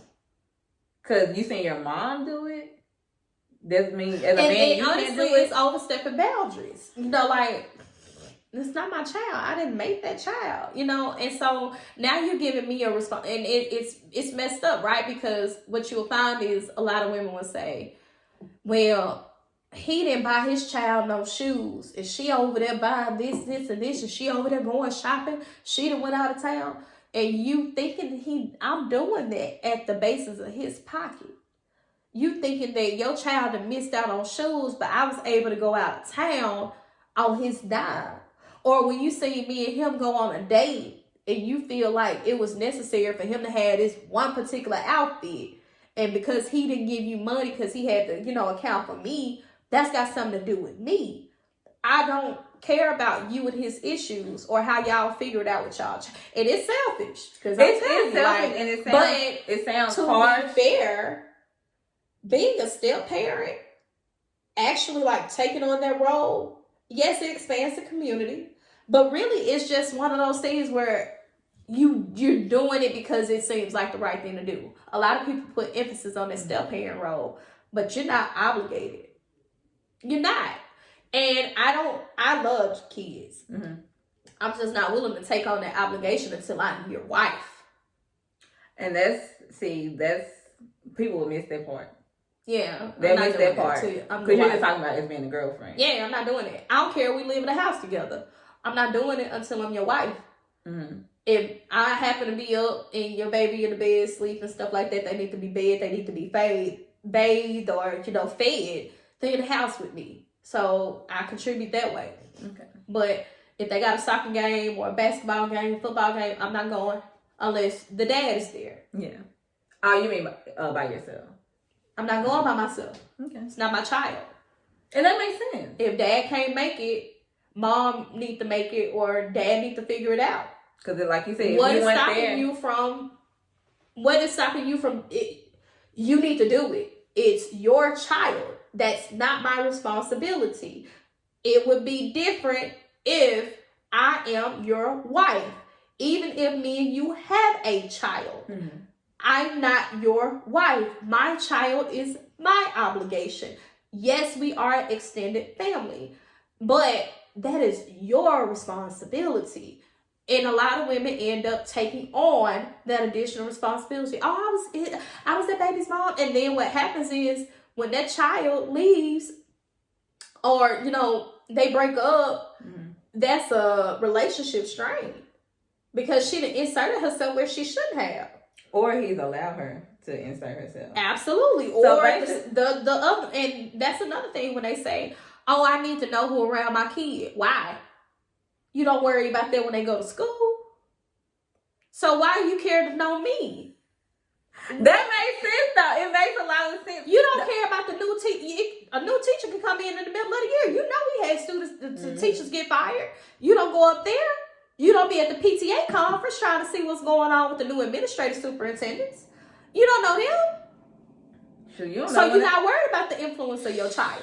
To me, you and your baby daddy business. You and the child's father business. If he decided that I was good enough to be with him, he decided that I was good enough to be around him, he not over there at your house worried about who running up in you or worried about what your child's seeing over there. So why you need to know me? We not finna kick it. We not finna skate. We not cool. We not none of that. Ma'am, I don't need to know you. What you trying to do? Go to go shop? You want to go get our nails done together? You ain't trying to do that. You in my business. So no, you don't need to know me. If he feels it's necessary for me to be around his child in his house or at my house, no, I don't owe you that. You need to take that up with him. Take that up with the person that you slept with. I don't have nothing, because all the thing I'm thinking about is making your child your priority. That's it. That's it. Like, that's back to what you was talking about, the living in the household together. It all goes back to making the child the priority, because it's not about you. It's not about me. It's about the child. That's it. And that's it on that, like, but it's a lot. I mean, it's easier said than done, I feel like. I mean, that's what come along with being a step parent. Like, you got to have the right mentality about it. Mm. And that's my mental. So I just don't believe in asserting myself where I don't belong. Like, why am I taking on an additional burden? No, for real. Like, I mean, I get it because it's a lot. It's a lot. even when it came, don't get me wrong. Like, I'm all for family. I'm a family oriented individual. My mentality is all centered around family. But like, even when it came down to where I had a situation, you know, or whatever the case may be, if I got a ticket, that's not his problem. And that's the thing, like, I did that. And, you know, I can see if you was like, okay, I'm short on this light bill. I ain't work as many hours. Or, you know, like, we doing what we doing and we together or whatever, even if we in two separate households. Or I went and got a ticket. So I need to pay this bill and a ticket. You come stay in my house. You come, you know, you reap the benefits of my lifestyle to a degree. So therefore, if I asked you, hey, do you mind helping me on my cable bill? I don't feel like that should be an issue. You to set up in my house, you to play the game, you to watch TV, you know, stuff like that. I don't feel like that should be an issue. But my actual ticket is not your problem. You wasn't with me when I made that ticket, but you to reap the benefit of that bill. I have a problem with that. I don't believe it's somebody else's responsibility. Like, I don't think it's somebody else's responsibility to pay your bills. I don't feel like that if we dating. Okay. I feel like that if we go together. Because I don't want to move in with a man until I'm married. So I do need to know, like, because I know I do it. But this was my previous situation. If something comes up, you can't make ends meet. This is where I show and prove myself as to why I'm beneficial to you in this relationship. Okay. Because if we can manage two households outside of each other, I know darn well we could do one. It's necessary for me. I need to see a man have his own house. I need to see a man have his own car. I need to see a man prioritize his own. Like, I know, and I have a different dating dynamic. So I need to see him prioritize his own life, juggle his responsibilities and things like that, because that for me is going to set the precedent for how it would be if we were to get serious. If you in your own house, your own car and stuff like that, and you know that we together, as long as you're not asking me for money every month, like, oh, I'm short on this, because that's going to raise a red flag. Yeah. But if I see, like, oh, you prioritizing your life, you going out, you know, you vacationing, and, you know, you had 1 or 2 months out the year where things just didn't look financially okay, then, yeah, we could do something. We can make something happen, you know. But if it's like a constant thing, like every time we go out, you got a situation. That's what I'm talking about. Yeah, I'm not doing it. But I don't believe in shacking. I don't believe in living with a man prior to marriage. You will find in studies that most couples that do live together prior to marriage never make it to marriage. I did. Yeah. But I did, like, for us, most couples. Yeah. Not all, but most of them do. Because for us, you were younger too. Yeah. We were 25. We were 25 when we got married, so we were 24 when we moved in. But we only lived together from March, and we got married in September. That's why I say engagement to marriage, because marriage was already on the table. So there's a different dynamic. Most couples are successful when they actually do go into it right when they're about to get married. But if they live together before marriage is ever discussed, they just move right into it. They won't make it to marriage. Oh yeah, we see that all the time. It's a lot of people. I'm like, oh, they're not married. They've been together all my life. Yeah, you can't live with me. I can't live with you. If we happen to split, I don't need to have to worry about breaking the lease or worried about when the lease up. I don't need to have to worry about trying to separate a bill. I gotta call and move this. No, I can do that on my own. So that's my mentality. I don't want a man in my house unless we are about to be married or we're married. Like and then I bought my house with me in mind. My space is designated for me. So when you call yourself trying to prioritize me and move in, Now you gotta upgrade me. Now you gotta upgrade me. Cause my bedroom only fit my bed. My closet only fit my stuff. I'm not making room. Yeah. I'm not making room. Yeah, cause when we moved in together, he did have a 2-bedroom. I had a 1-bedroom, and then he had a 2-bedroom. And yeah, that second bedroom, I used a lot of my stuff in there because I had a lot of stuff. But y'all got married. Yeah, but we got married. See? But I also have a problem, and it's just me. I also have a problem with girls expecting their nails and hair and all that stuff to be done. That stuff you don't need. Yeah, it's stuff you don't need. But I don't like that they think that a man should provide that. No. That's not a part of, and this is where I have an issue. I'm talking about dating. I'm talking about not even dating. Exactly. Yeah, dating. This is where I have an issue with the whole traditional woman thing mindset, because you will hear a lot of women say, "Oh yeah, he need to pay the rent or he need to pay all the bills," but they never talk about them trying to incorporate household supplies. I know for me as a single woman, I buy in bulk. So I'll go buy tissue in bulk. I'll go and buy toothpaste in bulk, deodorant in bulk. But as a woman, I'm not letting no man buy my menstrual pads. So I know he's not going to let you go and buy socks. I know he's not going to let you go and buy drawers. I know he's not going to let you go and buy... So what phase are you talking about this in? Moving in together. Paying all the bills. When you say buy these things, are you saying with your own money, or are you saying just in general buy? So the way that these girls are talking about this, like the 50-50 thing, they're saying he needs to pay all the bills. But with my money, I'm going to take it and contribute to the household in other ways. But we know realistically, as regular average day people, you're not buying tissue every pay period. No. You're not buying toothpaste every pay period. No. You're not buying bath soap every pay period. These are things that contribute to the household. You're not buying laundry detergent every pay period. You are not.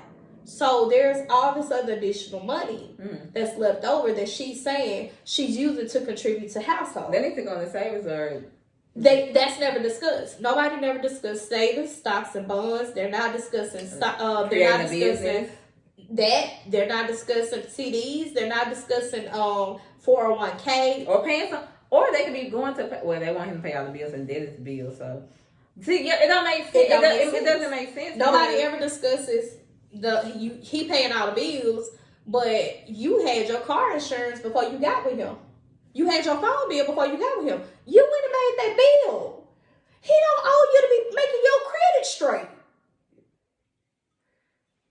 And a lot of y'all need to make sure people credit straight before y'all get married. Because in the other community, I don't know what's their radio station back at home. 92.3? No, it's a white radio station. Yeah, I don't know that. But he basically said, yes, my wife, we worked on her credit before we got married, so everything would be okay.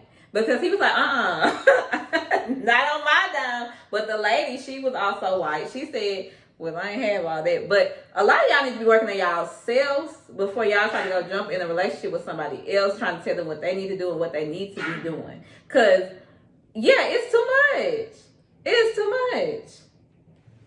Yeah, and, overall, that's just how I think about it. Like, I have a forward progressive mindset, but I saw my parents work together. I saw where it was times where my mom was the primary breadwinner. I saw where it was times when my dad was the primary breadwinner. I seen how he reacted when she was sick, how she reacted when he was sick. I seen what it looked like when money was scarce on both ends.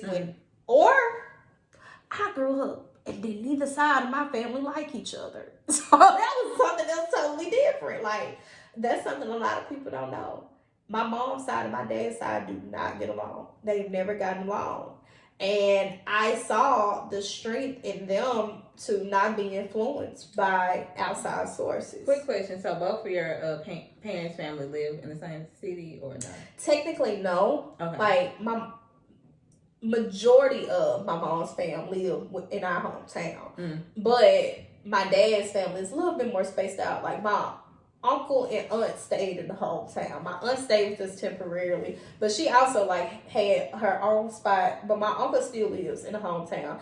My other uncle lived across the bridge, and my other uncle lived in Portland. But two of my dad's siblings are deceased.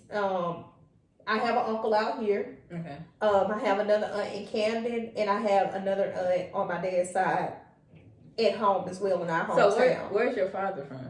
He's from my hometown. Okay. But his family is a little bit more spaced out than hers.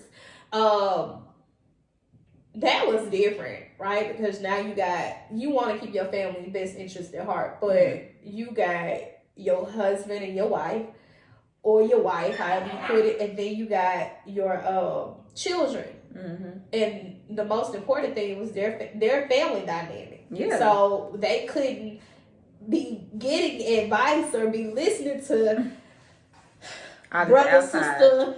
You know, they couldn't do that. It was not productive. It was not conducive. We had family issues that came up where they tried to, pull me apart to the other side. And my dad, as the leader, as the provider, you're not gonna do that. No, this is my child, Sorry to interrupt you, but that's another problem with our community. We don't let the man lead. They think provision is in finances, and provision is more than money, dear. It is. It definitely is. Like, it is. That's like I say, it is. It's so much that we could go into because we come from his rib. And he's responsible for everything that goes in the house, not necessarily financially. You know when they say a woman's supposed to be a man's backbone, I don't believe it. What you think? I'm not your backbone. I'm not carrying you. You carry me. No. So that's what the dynamics, and we keep going back to the single parent household. That's where things got messed up at. I'm this type of woman. Even in the Bible, if that's what you subscribe to or whatever. Mm-hmm. Women are emotional, extremely emotional. Mm-hmm. So 9 times out of 10, we're more irrational than men, even within our emotion. I believe in allowing a man to be my foundational support. Mm-hmm. So when it comes to like having decisions made and stuff like that, even if I'm thinking in emotion, it's necessary for me to run it by him because I know he's thinking in a logical mindset, what means the best for the situation overall. A lot of women are conditional with their submission. Mm-hmm. They'll say, I'm not submitting to a man because if he can't do this, he can't. But you'll submit with your body. Submission is literally cooperation. So if you submitting with your body, but you can't submit with his leadership if you don't trust his judgment, if you don't trust what he say, if you don't listen to him when he tell you that girl ain't your friend. Oh, they see that stuff. Yeah, they see it. Oh, they see it.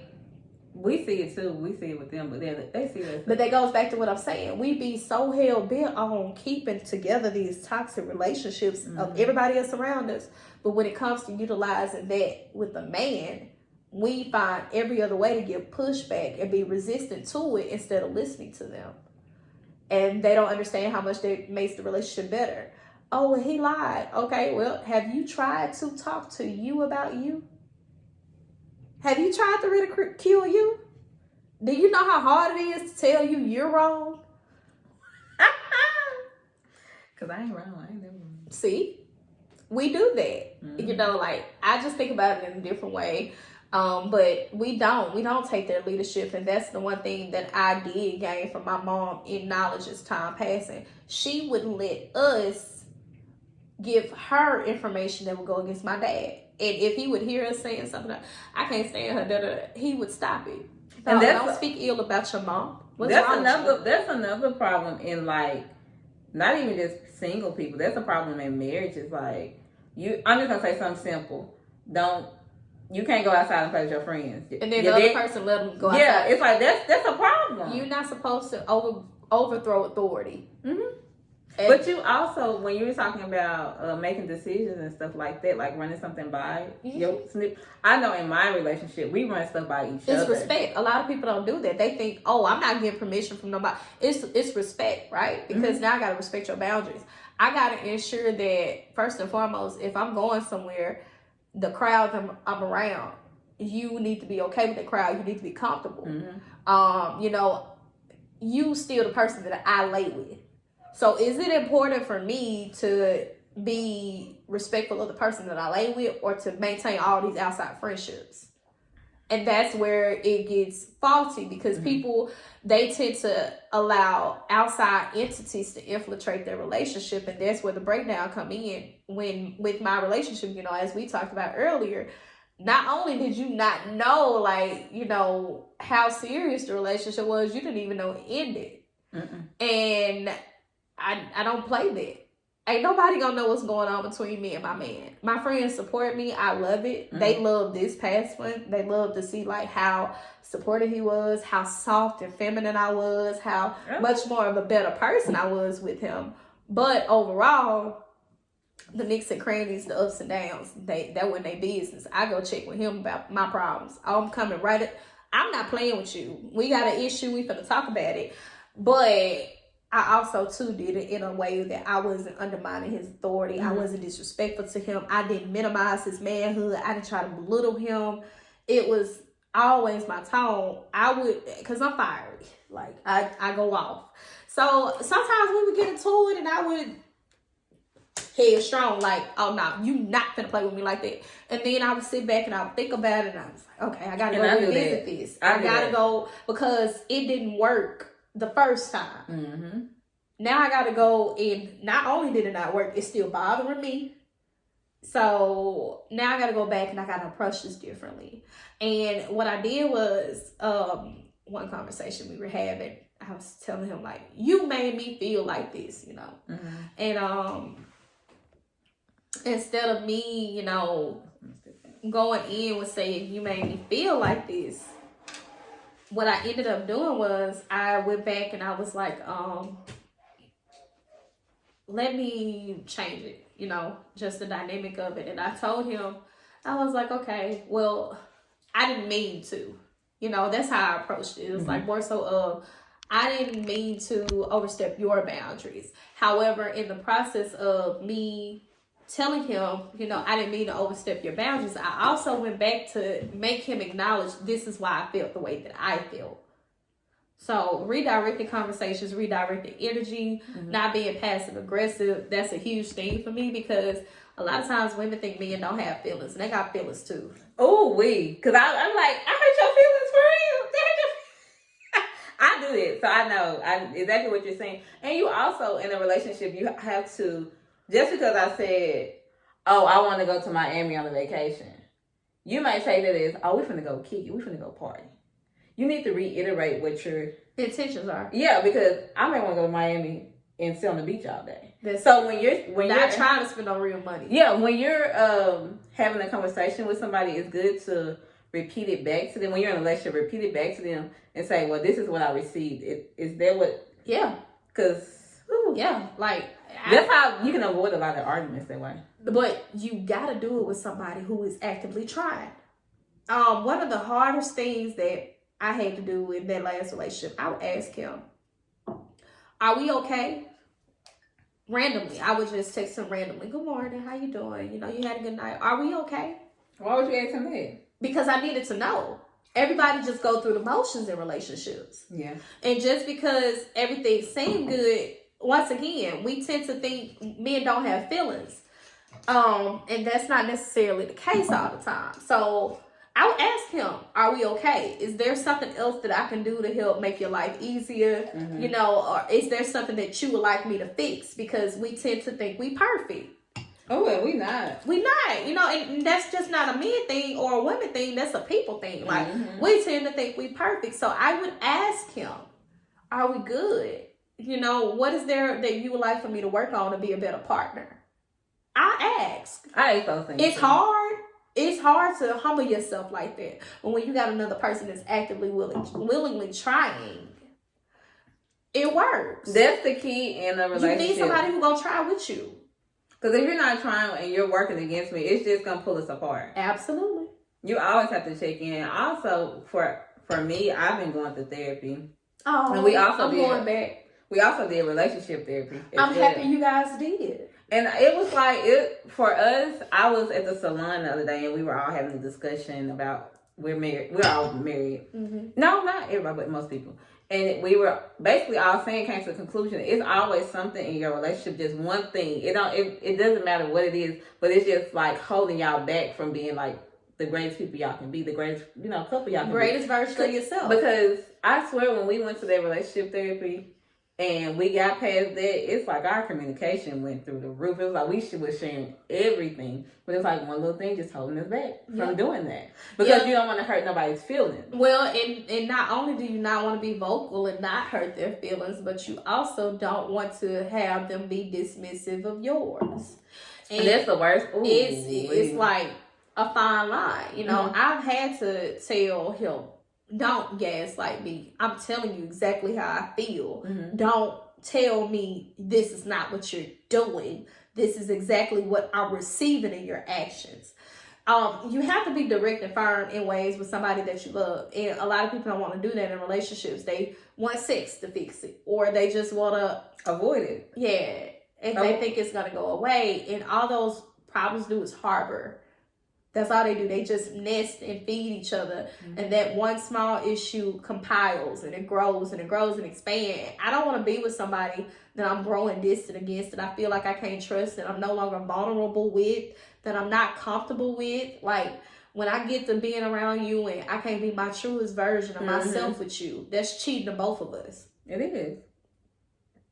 Oh, excuse me. It is like I don't know. A lot of these relationship problems and a lot of discussions I see that you have on social media, I just can't relate to. I don't know if it's because I've been in a relationship or I just think it's unrealistic. Like, it's not everybody's reality, and your reality is not. My relationship's not gonna look like your relationship. Your relationship's not gonna look like mine, because we're two different people. We want two different things, but yet and still, people still go out into the social medias and just ask. Because I don't understand this. I got one more thing. The Kevin Samuels, I didn't know who he was until it like blew up. I think it's another Derrick Jackson, Lord. See, I asked my friend, so me and my friend, I don't like him. We're trying to start a podcast, and I was like, well, the topic I want the topic to be, why do these women go to these men on the internet and ask, why am I not good enough? Why can I get in a relationship? I sent the names to her. She was like, who are these people?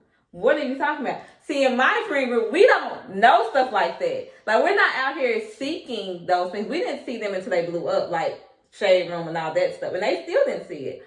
I don't understand from a woman's side, why are y'all going to these men on the internet, quote unquote, relationship? I don't even know what they are or what they claim to be. Asking, why am I not good enough to be in a relationship? How about you sit with yourself, figure out what's wrong with you, and then you will attract somebody. You know why? Why? Because women have a I'm different mentality.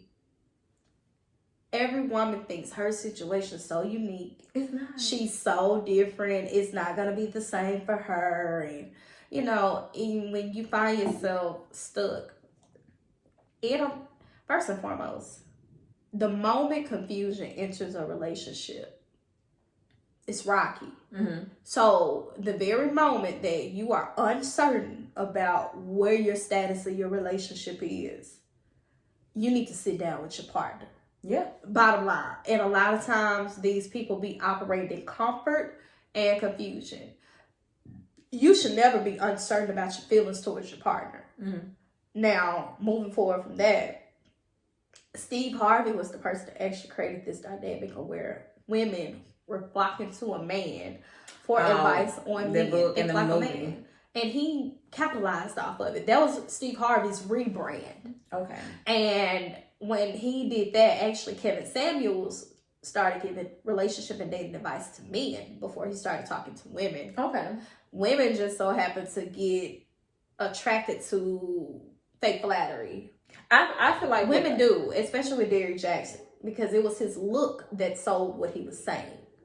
It wasn't what he was saying. He says a lot of nothing.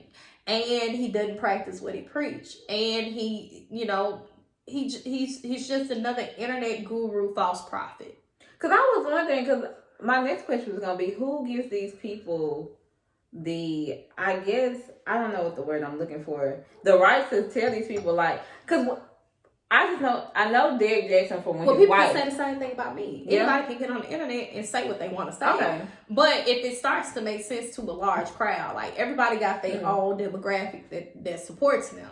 And so when you get to tailoring and tweaking your audience, you're gonna gravitate a certain type of people. Okay. And you have to learn. Well, for me, I don't have no specific demographic. I get a lot of women. I get a lot of men. I get a lot of pushback on my content, but I try to be unbiased. Okay. And I try to be realistic. Okay. Everybody don't see it that way. That's okay. I like to tussle. Oh, yes.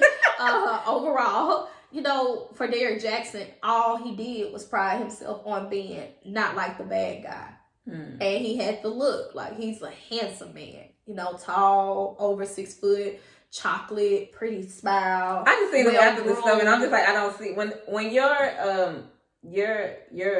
self-image is ruined, the physical thing I don't even care about anymore. I don't either, but I'm never not going to acknowledge the fact that he is a handsome man. Now, his image tailored his audience, which were women, and then it was the fact of how he tried to paint himself to be. Now, with Kevin Samuels, to a degree, it is propaganda. It is, entertainment, but to a degree also too, like, he coming from a different standpoint of the daily things that we're seeing on the internet. And listening to, like, don't get me wrong, some of the things, I agree with the 85% with Kevin Samuels. Then let me say this. I have never listened to these people podcast of videos. So I'm just getting for what I see from blogs and stuff. I have done my research. I read the book, Think Like a Man. I watched the movie, Think Like a Man. I know Steve Harvey has 3 divorces. I know at one point in time, he actually was a deadbeat dad. He was actually homeless at one point in time. He actually now, his last wife, Marjorie, some of her kids are not his. They legally took his name. So, Steve Harvey, I know about him. Derrick Jaxn, I knew from start to finish when he first started blowing up. I've been following him for about since 2011 on IG. Okay. I knew, he never said that he was married. At one point in time, he painted the picture like he was with a white woman. Okay. And he had a baby, like a little boy or something. At one point in time, that's what it said to have, like, him be with. But I used to follow him. I used to hang on to his every word, but I was younger then too. And the stuff he would say made sense to a degree. But once again, he's looking at a certain type of woman, attention. Same thing with Kevin Samuels. I have listened to Kevin Samuels. I have listened to him talk to me, and I have listened to him talk to women. I don't agree with everything he says, but I can say, based off of what people tell him, he makes a great point. Okay. His delivery, I don't care about it because I'm blunt myself. But I do have to take him in doses because I can't have a big ego just constantly feeding me the same narrative. And everything he says is not applicable to everybody's lifestyle. Yeah. So that's where I stand with that. I think it's going to be necessary for women to get more comfortable with going to speak with their partners about what they need and how they need to tailor themselves to fit a relationship and benefit from it than to reaching out to outside sources. So from what my understanding from these guys was, it was actually, a little clip that I did hear, which I say I don't watch them. Fresh and Fit is clowns. We're coming to them real quick. It was like they couldn't find somebody. Like, they were going to these people, be like, hey, I make this amount of money and I'm this type of person, but I can't find a man. That's your personality, baby. That's what I was thinking when I was called. These women don't know how to profile themselves. Okay. They are profiling themselves incorrectly. It's like, instead of them coming as a person, they're coming like they're a resume. They're applying for a job. And you applying for a job and you going up telling these men how much you're worth. Like, and they're like dismissing that because it's other women that are out here that are coming for a lesser value, but they have more to contribute.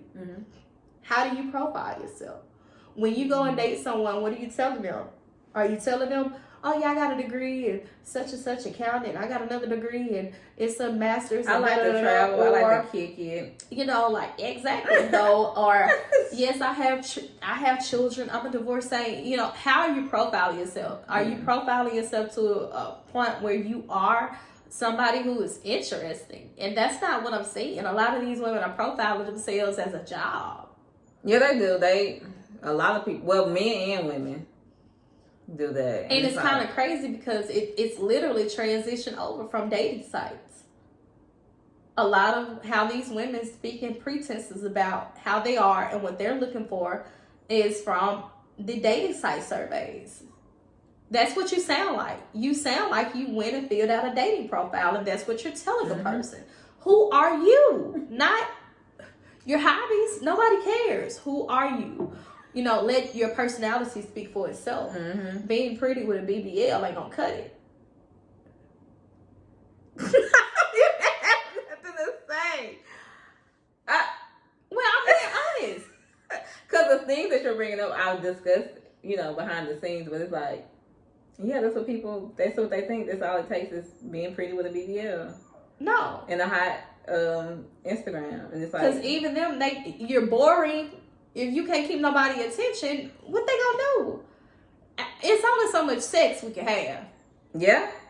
And then a lot of y'all pillow princesses, they be telling me. I get somebody to me in DM and me talking about something. Thank you. You be saying all the stuff that we can't say. You just used a new term. I don't know if I want to dive into that or not. Don't worry about it. We ain't gonna get into it. They know. Look it up on Urban Dictionary.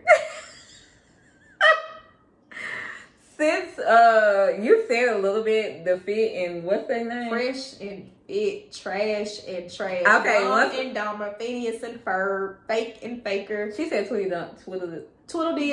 Dog. So once again, this is another podcast I do not watch. Seen it on Shade Room. Got a full clip of what happened. But for you guys that don't know what I'm talking about the Fit and Fab.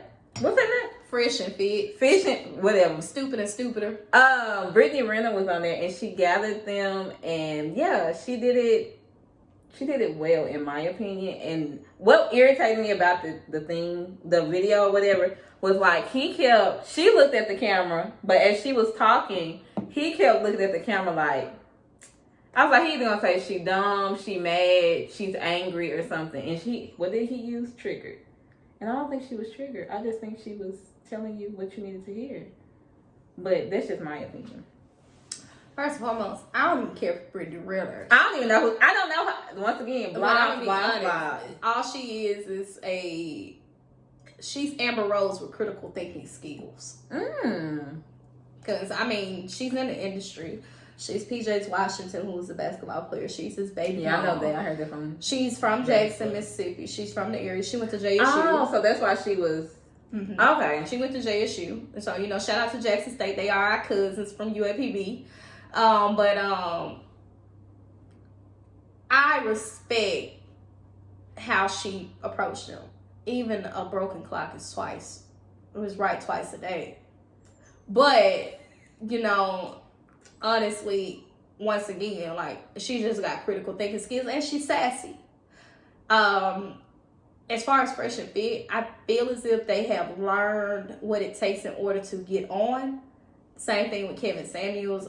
Kevin Samuels didn't go looking for nobody's attention. He just kept doing his own thing, and he expanded because us as black women gave him the attention when we realized, well, as a group dynamic, I don't care. I mean, I like Kevin Samuels to a degree. So as a group dynamic, when they figured out, oh, he only targets black women, he says certain things to black women, a lot of ways that Kevin Samuels was approached, it was on some, he need to be checked. And instead of listening to the message, they were more so concerned with how the message was delivered. But because we are from the country and stuff like that, I respect my elders. A lot of the women that were calling into him were just flying off at the mouth. And he was old enough to be their dad. So, I mean, naturally, I was like, that's not cool. That man didn't, I've seen him, so I don't care how you feel about Kevin Samuels. I've seen him have a certain decorum, and I've seen where women will go in and just be ruthless, and then because of their womanhood, they weren't anticipating somebody to snap back at them. Now, in the case of Fresh and Fit, I honestly think they just did the microwave thing, and because they know that black women can't help but to be reactionary, they decided to try to take and tailor that. And they wanted to push their podcast to get a certain type of demographic. Also, too, they have a certain type of woman that they talk to as well. They like women that they can undermine. They like women that they can demean. They like women that they feel like that they are more than. They like stupid women. And they are stupid men. You know, I don't. So does the other one talk? You see it? I mean, I just seen he that's why it's so simple. I only seen an 8-minute clip, so I'm just being. He kind of like piggybacks off of the other. He piggybacks off of the main guy. You know, like he just kind of let him run the show. You know, he let him speak to things, and he co-signed him. You know, he just backs him up, which makes him even more so of a weaker link to me, because now you ain't even got a voice. And then they are not, you know, actually Black American. Neither one of them. Because I was thinking the other guy, the main one that was talking, he wasn't, but... Nah, to be fair, I actually put it on my TikTok, and it's on my Instagram. You can go see it. A guy named Tommy, I don't know his last name. I ain't even gonna give him that type of energy, because his platform is so nasty. He was on Twitter, and he actually wished mass genocide on Black women. And I blocked him. I had his page completely taken down off Twitter. I know people. So his space was shut down that he was having. He was trying to record a space for YouTube and content and push it.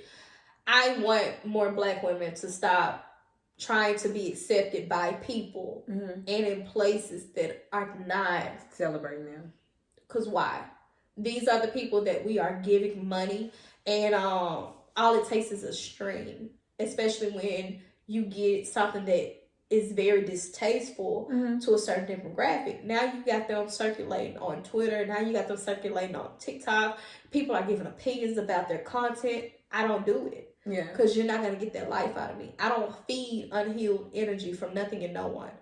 So I want more Black women to take the initiative to get in front of our narrative. If you need to speak about me in a distasteful way to brand yourself, you're not going to get no energy off of me, because now you need me. Yeah. You know, and when we give them to them, when we give that to them, we give them a power they shouldn't have, instead of celebrating men that actually do respect us and celebrating men that look like us. But men, I think the men that are controversy and the people that actually celebrate us don't have time for the social media. Absolutely not. I follow a lot of positive men. They don't have time for that foolery. No, that's not true. Because you tailor what you see. You tailor your algorithm. Shout out to Wasted Podcast. Go follow him on YouTube. Go listen to him. You know, he talks about sports and stuff like that. Got some great topics. I shout out to Omnawade on his YouTube. And I've been on his page. Okay. Go where Blackness is celebrated. Go where Black women are appreciated. You don't have to find yourself in this aha moment of, oh my gosh, they don't like Black women. I told you they don't like Black women. They hate us. I don't want to keep hearing that. And I'm not going to keep letting the social media algorithms make me feel like men that look like me don't like me. See, and I have a different look on it, because my social media doesn't look like that. Like, only time I see things like that is if it's, like these people I brought up, if it blows up. But most of the time, I don't see the negativity. I hear about it. I'm like, for real? But once again, you are the example. Tailor your algorithm for what you want to see. If all you wanted to see every day was hair, you could do it. If all you wanted to see every day was makeup artists or nails or food, you can do it. Because they have content for that specifically. So if you're following people who follow these people, mute their page, block them. Instagram got a great, I love the way that Instagram allows you to not only block the person, they allows you to block every other page that they follow. And what's happening is you're finding more Black women trying to have this victimhood mentality to a degree of this, oh my gosh, they don't like me. You know, I'm sad because they don't like me. And you're putting emphasis into the wrong type of men, because I personally have been on podcasts. Shout out to Terry. I forgot, it's Husbands or something. It's on my page. You can go find it. I promote it. He had me on his podcast, and these are spaces where they're talking in positives about women. Not only are they talking in positives, they're talking about other things aside from just women. Yeah. So once again, if you find yourself looking at something that only allows you to be demonized and it allows you to be humiliated and allows you to be embarrassed for them to get their content off, maybe you should stop giving that attention, because you control what you see. And people don't believe that. They really don't believe You it. can keep scrolling. You don't have to comment. And I kid you not, Instagram algorithm is set up. They tell you how to get, pushed on Instagram. Comment on 4 posts every day. Like 7, I think that's what it is. Post 1 time every single day. And you will get jumped into the algorithm. They tell you how to do it. So if you're seeing that, and this is what everybody's paying attention to, for instance, I do not, when I see viral videos of violence, I don't watch it. I don't engage in it. When when they had Nipsey Hussle's body being shot, I didn't watch that. When they had the situation with Extensacion, him in the car, I didn't watch that. It was just recently here, the video of the guy who was on the motorcycle in a high-speed chase in LA. I did see that, but I only saw that due to someone quoted it on Twitter, and they was talking about the newscaster laughing. You couldn't get to the newscaster laughing until you see his body go up in the air and splatter on the concrete. That stuff, I don't want to see that. I'm not pushing that into my mentality. I'm not feeding negative energy. It doesn't make sense to me, especially when I know that's not the reality. Everybody around me are black men.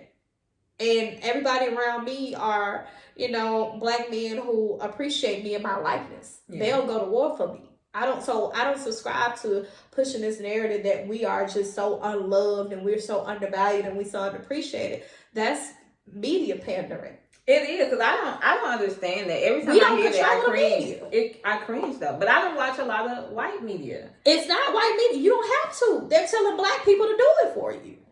They're telling black women, hey, black men don't like you. They're telling black women, hey, black men don't protect you. And black women are regurgitating this and they're putting it on social media. But we don't control none of these platforms. So that's all you're going to see. And I don't want to see that. So I may not control the platform, but I control my timeline. I control my algorithm. I don't care what you make popular. I don't care what go viral. I don't want to see it. Yeah. I'm going to block it. I'm going to mute it. And you can't convince me in my everyday life about the men behind me. You can't. You can't. I grew up in blackness. Every man on my daddy's side of the family, except for 4, are married. My brothers, one of my uncles, and another one of my cousins. All of them married. So what would make it to black women? Not mixed. What would make me think black men don't marry black women? That's not my reality. I'm not going to let social media tell me my reality when I know it's women who are getting BBLs, but in real life, I'm seeing them out here in Dallas. They ass is not even. I'm seeing women that they don't look like what it looked like on social media. Photoshop is real. I got a friend so cold with Photoshop, she looked 2 sizes smaller than what she is in real life. I'm not letting social media tell me what my life is. I have a friend like that. I'm a real person. I live in real reality. But that's the thing. People are so engulfed in social media that they don't even know what reality is anymore. Like those violent things you were talking about. We're so desensitized to things like that nowadays that it don't even, you see it, this what happened, let's share. It's like, why would you share that? That's somebody's love. I work in a correctional facility. Nobody wants to wake up and see violence every day. No. That ain't normal. And then for all the black women who be saying, we need protection, I have to question you. What are you doing in your everyday life to the point where you need somebody to protect you? Nobody, no random average person encounters violence every single day. No. Nobody. Even in the correctional facility, we didn't have violence every single day. That's abnormal. You know, so I like I said, I have to be very conscious of my narrative. I tell my story. You're not gonna tell it for me. And when you get caught up in the matrix of looking at things that are unrealistic, you got to be more inclined to your realities. Because, yeah, it looked good to be on vacation. I, too, took a vacation and blew a bag. And out of intersections and stuff is cool. I got stripper friends. I got promoter friends and stuff like that. I, too, go to a club and skip live. But I still got regular bills that come in. I'm not putting on auto pay. I'm not doing it. I do. Well, you got two income household, so she a little bit too more responsible than me. I'm not putting no bills on auto pay. You gonna get it on the last day before you cut it off. No, I'm just playing. I pay my bills as I come in, especially my credit cards. I pay them soon as, but I pay my bills as they come in, but that's my money. You gonna get it when I get ready. You're not gonna get it when you asking for it. That be me, so it's like, I see the reality of stuff. Like, people be talking about the idea of social media, and you gotta realize, like, you still gotta live your everyday life. It's entertainment, and everything is not a one size fit all. What works for you is not gonna work for me, and I know what my reality is. And I think the thing why you may get into it with a lot of people is because they want what you they want you to feel like they feel, and you don't, and they don't realize that we're all individuals. We have our own. Yeah, you don't tell my story. Yeah, I tell my story. What works for me ain't gonna work for you. But one thing about me, even though that may not be true, I'm always a student. I'm always willing to learn from other people. I get a high off of taking information. Girl, what? So because I'm like that, that makes me more adaptable. That makes me more acceptable. That makes me more understanding. To a degree, more patient. I can't stand stupidity. But, I do try to be very attentive to other people. Because you may teach me something. Me and you were having a conversation on camera, and we were talking about the housing dynamic and stuff like that. And so you just reassured what I already do. As a single person, it's not necessary for me in the DFW area to go and buy a house in this market. So those are the things that are necessary. Also, too, around me, majority of the women around me are either in long-term, steady relationships. I didn't say healthy because I don't know their business. Or they're married. And that's where I gain a lot of my knowledge from. Because it's not just about women empowerment. It's about creating long-term family units. It is. It really is. And I don't know. You had me more than what I was expecting. Did I? Yes. We've been on here for 2 hours. We can wrap it up. Good conversations tend to happen like that, though. They do. I really appreciate you. Thank you for the opportunity. Okay. Well, y'all, this is our time. Thank y'all for watching. Once again, this is Paradise Paris. Make sure y'all follow her on her platforms, which she mentioned at the beginning. And have a nice one. Bye, y'all. Bye.